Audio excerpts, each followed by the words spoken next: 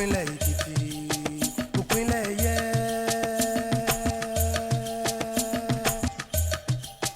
Ìpínlẹ̀ Èkìtì, ulẹ̀ òyì ní. Ìpínlẹ̀ Èkìtì, ìmọ̀ ti gòkè àgbà o. Ayé ayé a ò láyé ọmọ Fáyẹ̀mí. Ìpínlẹ̀ Èkìtì, ìpínlẹ̀ ẹ̀yẹ.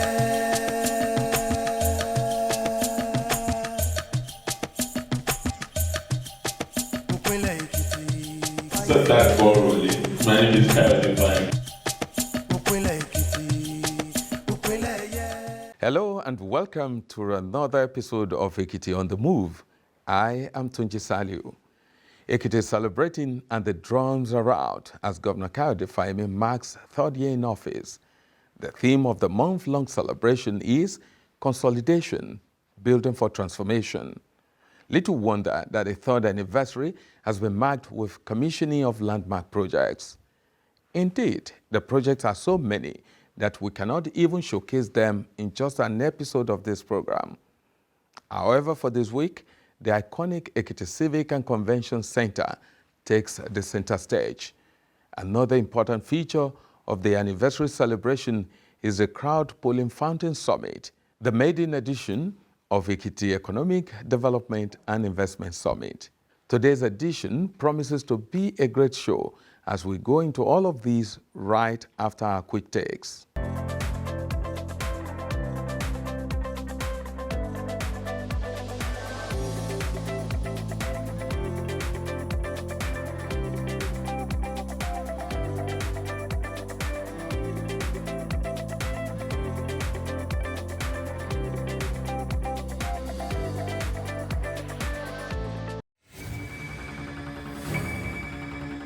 In focus this week, Vice President Yemi Osinbajo commissions magnificent Ekiti Civic and Convention Center, first of its kind edifice, hosts maiden edition of Economic and Investment Summit.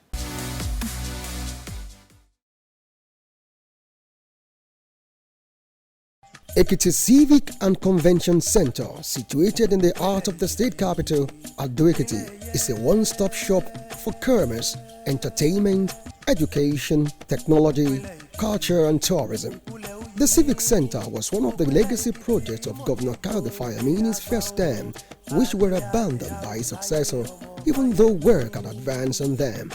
For 4 years, between 2014 and 2018, when there was a change in government, this gigantic edifice was abandoned and left to rot, regardless of the huge public funds spent on it.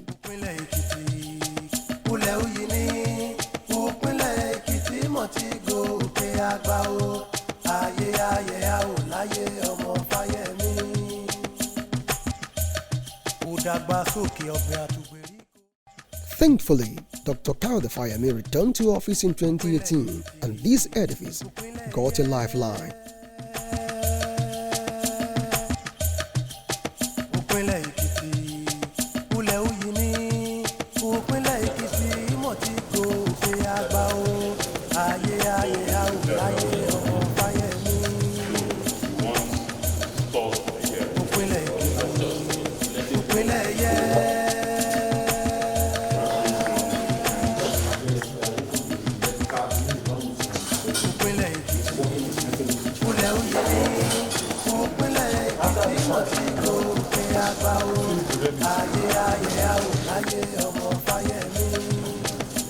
Three years after, the edifice, now completed, stands in its glory and splendor, and no less a personality than the Vice President of Nigeria, Professor Yemi Osinbajo, GCON, in company of other dignitaries, came to do the commissioning.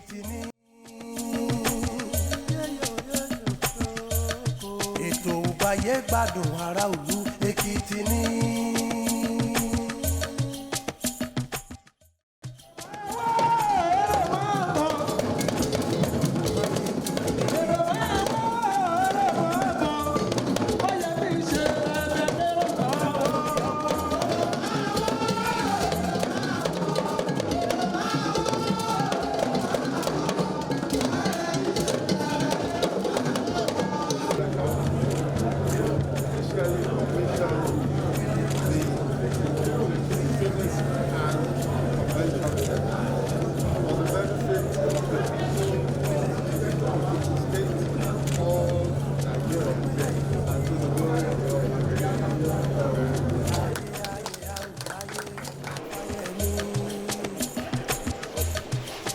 ìpínlẹ̀ Èkìtì ìpínlẹ̀ ẹ̀yẹ.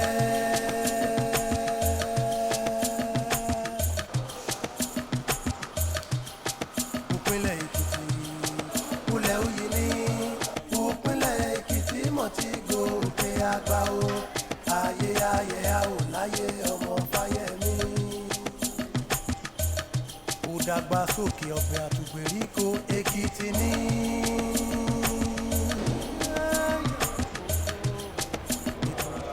Inside this edifice called Civic and Convention Center, we have the shopping mall.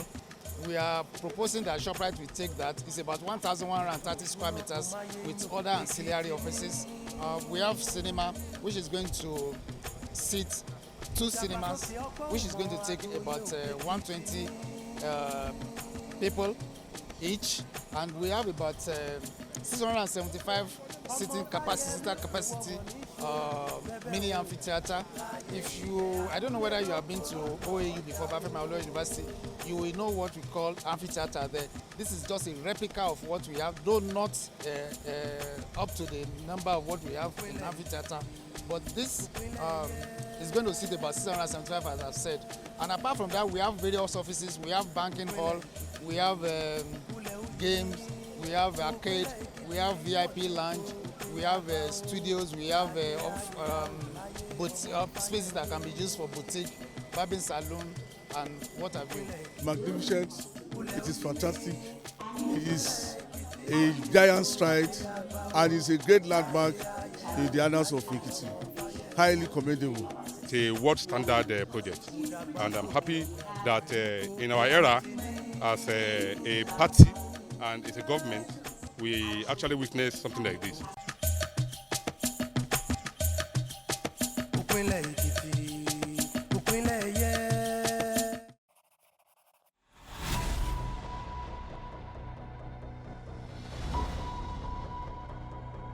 It takes a clear vision, a Spartan commitment to promise, and a thought for posterity to see this legacy project to fruition in these challenging times. Kudos. Well, which other venue was more befitting to host the inaugural edition of the state's Economic Development and Investment Summit called Fountain Summit than the brand new Civic Center? The 1,000-seater amphitheater within the complex immediately played host to guests from all walks of life. ìpínlẹ̀ Èkìtì ìpínlẹ̀ ẹ̀yẹ.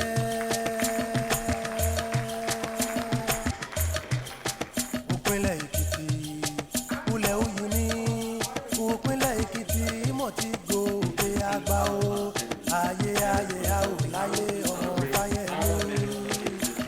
Theme of the summit was investment attractiveness and lessons for sub-nationals, and the roll call cannot be more impressive. 4 chief executives of sub-nationals from different geopolitical zones of the country, namely Lagos, Ado, Kaduna, and Ekiti, as well as the man who superintends the National Economic Council, His Excellency the Vice President, Professor Yemi Osinbajo.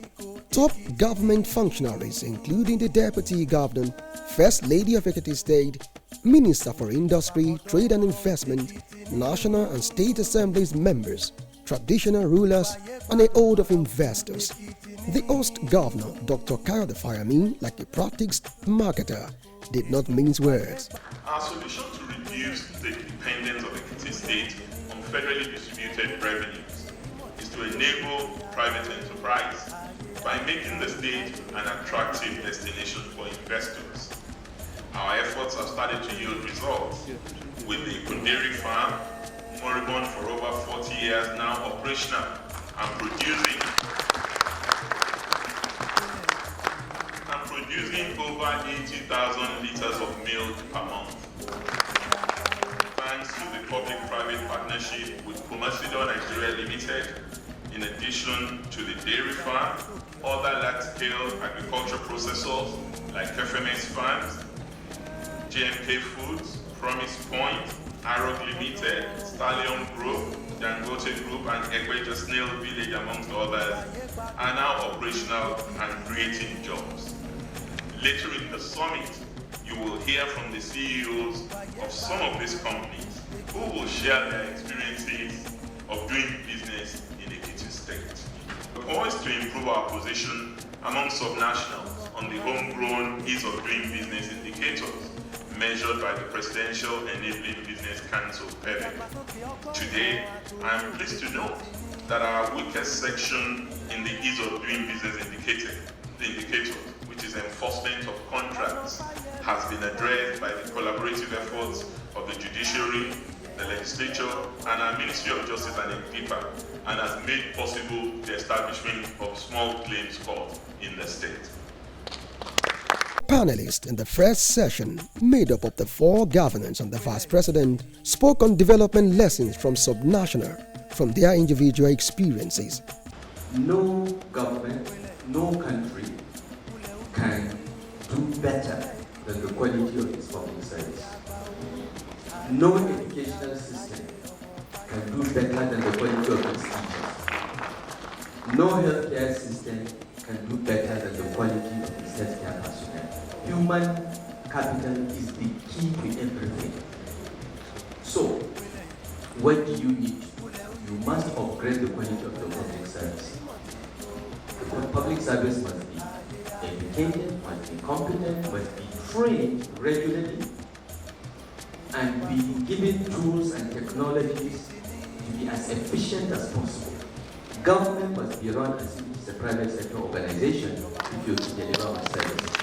So what we did in Kaduna State from day one was to weed out ghost workers. That is very simple.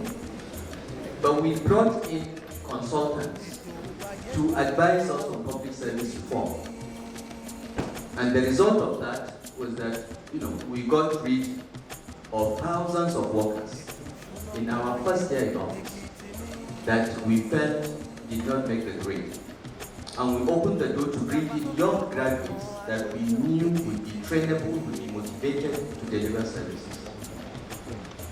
Overall, in the last 6 years, we have sacked more than 40,000 public servants. But guess what? We've employed 45,000. So in terms of numbers, we have not reduced numbers.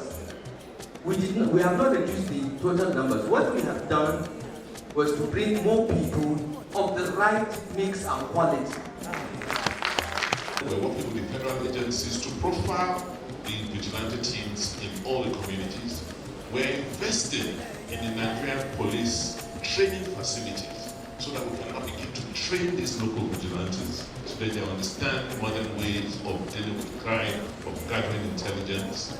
And it's working because you go to some areas when there's a market, when there are businesses, these people put money together, they hire boys in the name of vigilantes to help them secure their premises. So what we're doing as a state is now to begin to train those ones, make sure we have their profiles, and hopefully they will help us to have more authority in providing for the security of lives and property. Around communication at both the sub-national and the national level, collaboration, understanding that we all have different roles to play, but if you understand, what each person is bringing to the table, you can see it, when you do role play, and we can understand and appreciate that we need to collaborate. And thirdly, no matter what party you are from, no matter who is in government, continuity is just something that must be something that must be in again. Like I said, if you fail to plan, you plan to fail. So you have plans, right? But out of the time, you've done your bit and you need to move on. Right? So what happens to the person coming right behind you? Are they going to throw the baby at the back of the way? So we must ensure that indeed continuity becomes part of the driving force that can push collaboration, and we can continue to have extensive communication education, and which will be something that we must engage our citizens, knowing fully well what they want us to be doing at different times that we're in government. And if we put all of these three things together, working collaboratively, I believe that both the national plan at the national level, at the sub-national level, and even to the local government will work collaboratively. Thank you. For the investors who are coming into our state, one of the areas in which we really engage them on more seriously is local ownership of whatever they're doing. So as much as possible, we encourage them to recruit locally, and the people recruited then tend to be more protective of those investments, even more than the owners of the investment themselves, because they see themselves as stakeholders, and when it comes to security issues, they have better intelligence, they have a network in the community, and this is what has happened in our Ikuderi farm. Promasido has recruited a lot of local people to work on that project. It's a model that I think is worth commending to others. But when people take ownership of particular institutions and facilities, they tend to defend these institutions a lot better. The Vice President had earlier in his keynote address encouraged states to grow their economy like a nation while paying glowing tributes to Governor Fayemi and potential of Ekiti. So the Nigerians of national is indeed a peculiar, even a relatively small state like Ekiti State, small in terms of population in particular, and even allocation for federal revenue, has a bigger economy than many African nations. So the hopefully useful point to be made here is that there has to be a collective change of mind, a collective change of mindset, thinking differently. There's a need for a sub-national to think like a sovereign state. You have a bigger GDP and even more revenues than many nations. I think the surest way forward is to deepen investments in the niche areas, or at least the areas of Ekiti's comparative advantage. We have already noted the tremendous potential in agriculture and dairy, but clearly the way of the future, especially for the huge population of young men and women seeking good paying jobs, is technology. And I think you are in the flow of progress with the planned establishment of the technology special economic zone.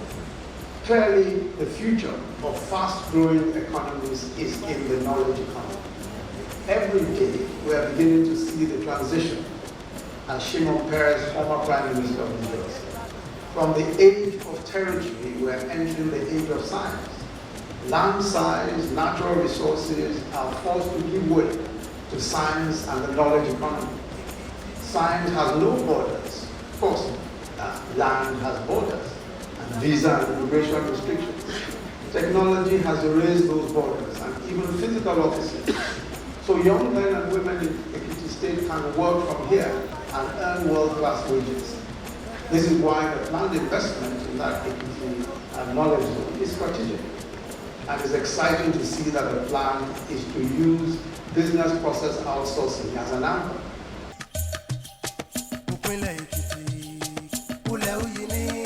No doubt an impressive time out for Ekiti, as the state, as usual in recent times, took the spotlight for the right reasons in the community of states. And it's important for the audience just to underscore the wall of investments that is available for Ekiti may not be visible today. In the same way that if you want your child to be a doctor, to be a lawyer, it's not the first day they start school that they display that prowess in law or medicine. It is that they started the journey and they are faithful to that journey and they stick to it. And what we're seeing here is evidence, that that journey in terms of attracting the right quality, the right type, the right depth of investments for Ekiti, already exists. My only wish is that the continuity will continue into future administrations. So it's a word that was passed on before. And I think the capability that's being built now gives me reassurances when I see the people we deal with across all the ministries in founder holdings and capabilities there. So I think that continuity is going to be there. not just general education, but also I think encouraging skills that are useful for the industries that they want to grow. So I'd say focus on education, focus on skills that are relevant to the industries that they want to come to the state. I tell my friend now, that for example, the College of Agriculture and Technology Vision speaks to a very deliberate focus on driving agri extension work that the agri industry, which is the critical area of focus for us. If you look at Bangladesh Individual University of Science and Technology, again, it's very deliberate about building a pipeline for the knowledge economy. So it's stuff we're doing, but we'll do a lot more. Thank you. Ekiti is one of the states that keyed into our Nigerian investment certification program for states. So they are on the right track in terms of receiving investment, in terms of investor readiness. The state has recommended the governor of the state. They're doing very well. Attracting investors to the state. It's quite a good step. We are able to hear a lot of things that are very realistic, especially when the governors that are controlling states have what they have in mind to say out as regards to the security, to the infrastructural development of the state, to the economic and all the rest. So I want to believe that the summit is actually educative and very encouraging.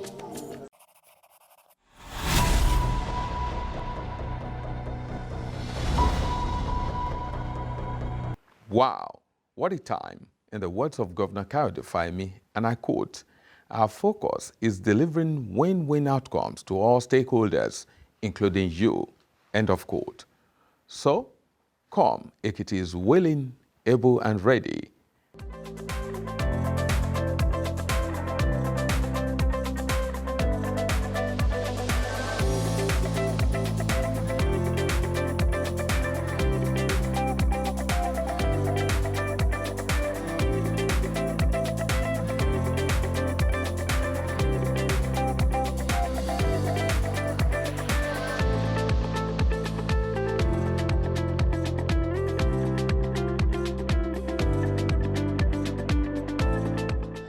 Now, as we wrap up this episode, let's quickly have our project update.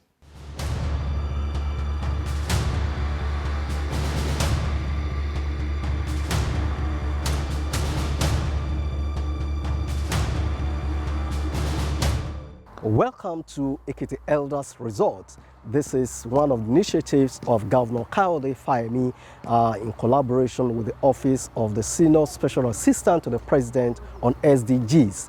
And as you can see, this is almost ready. And the groundbreaking ceremony was done just in July this year. And this is October. Finishing touches being put into this place.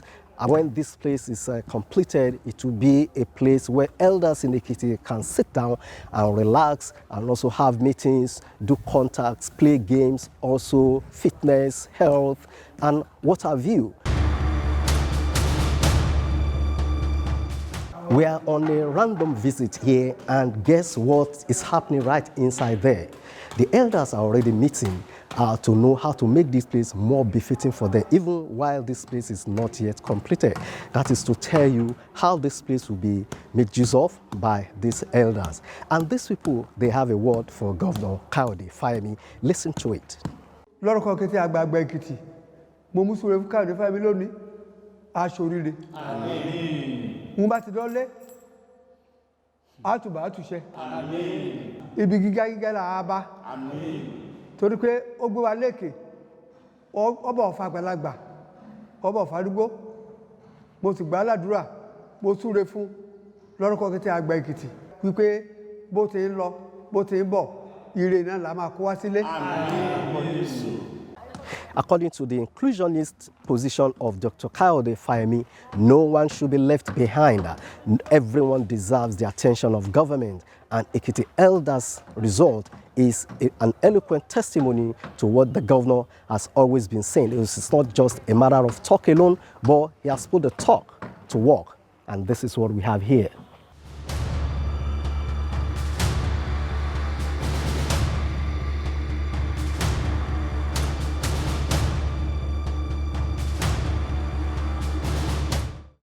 All right, that's the end of the show for this week.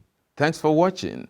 Remember, you can watch this episode on our YouTube channel, Ekiti on the Move, or on our other social media platforms showing on your screen. Let's do it together again next week.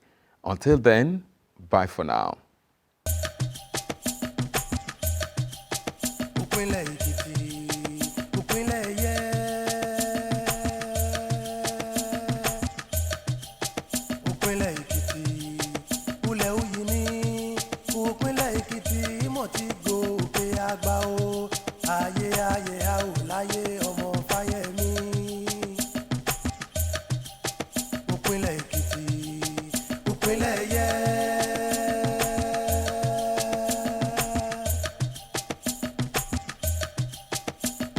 Ekiti, ulẹ̀ Uyini.